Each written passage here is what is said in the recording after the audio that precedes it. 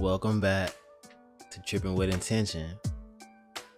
So, I wanted to talk about something interesting, and this is kind of going to be geared towards my people that's been on a journey or multiple spiritual journeys, but also if you're just embarking on a spiritual journey, is useful information as well.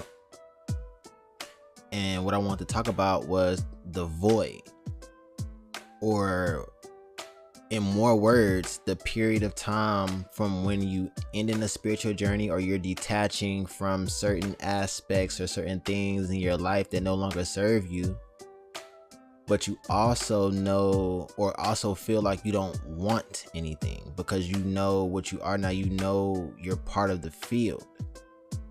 It's kind of like a sense of like extreme detachment from material things, right? Or even internal things. You kind of just in a neutral state, right? That period can be extremely powerful if you're conscious of how you utilize the time in between, you know what I'm saying, different journeys, right? That void period. If you're conscious on how you can utilize that period, which we will discuss right now, I feel like your life will change, and I've seen the fruits of it. So in that period of like when you feel like nothingness, you feel like I kind of know what the truth is now, you know what I'm saying, I'm detached from things that no longer serve me. You got one or two things you could do. You can sit in that period and just feel just that, or you can get to work on your future life. And what I mean by get to work on your future life is in that period of non-attachments to anything, you know who you are, you're pure, you know who you are at your core. Manifest, visualize, act on certain things that you and your future self want to do. I don't care what people say. Even in that void is something you want to accomplish in your life. No matter if it's learning how to learn a different language, no matter if it's learning how to earn more money, no matter if it's learning how to be more present or be whatever it is you want something. And in that time of not wanting anything, you can manifest from a place of abundance, know who you truly are. It almost seems like it's easier to manifest in the void than it is to manifest like when you're on a journey or like in the midst of things, because you're so identified with so many different triggers and things around you, versus when you get to that complete silence and detachment, you have no want for anything, therefore you have no attachment to anything, therefore the channels are completely open to whatever it is that you want to call in.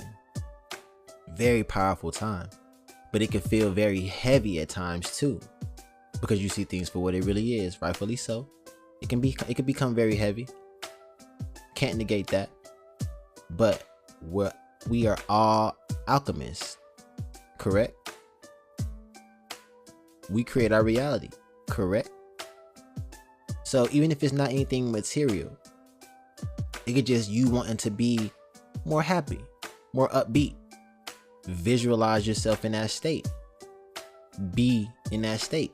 Be the person that's happy. You get what I'm saying?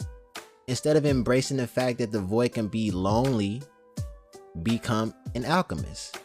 Transform how you feel in that time, and your reality will start to show it. Especially if you got to the point where you understand that you create your reality, your words create your reality, your thoughts create your reality, you have a beautiful imagination. That's the most perfect time to capitalize on what you truly want in this world. So the void can sound cold, detached, but to a true alchemist, it can be a time of renewal, which is essentially what it is. You know, I just feel like we need to put a little bit more thought or have these conversations about the void so we can learn how to interact with the void. Not a lot of people talk about it because it's so isolating. people wouldn't understand it, you know? But the more we have this conversation about it, we can see how much of a tool it is, how we can utilize it to get to our higher self. All you have to do is be, especially in that moment. So I feel like we should really understand that the void isn't a scary place.